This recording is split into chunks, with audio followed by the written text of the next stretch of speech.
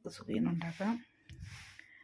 ചെറുപയർ നല്ലതായിട്ട് വേവിച്ചിട്ട് പഞ്ചസാര ഇട്ട് ഏലക്കായും പൊടിച്ചിട്ട് നല്ലതായിട്ട് കുഴച്ച് ഉരുളകളാക്കി വെക്കാം.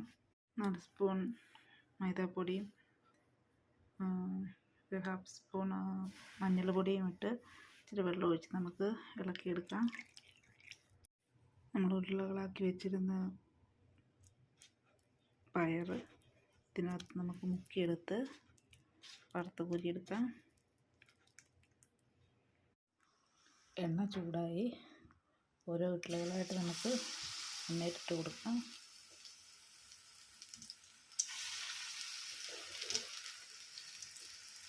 ഇത് തിളച്ച എണ്ണ ഒഴിച്ച്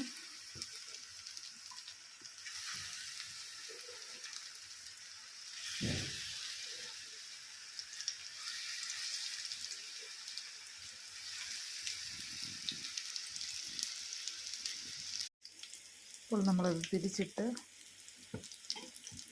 നല്ല കളറൊക്കെ ആയി നമ്മുടെ സുഖിയൻ ഇവിടെ റെഡിയായിരിക്കുന്നു.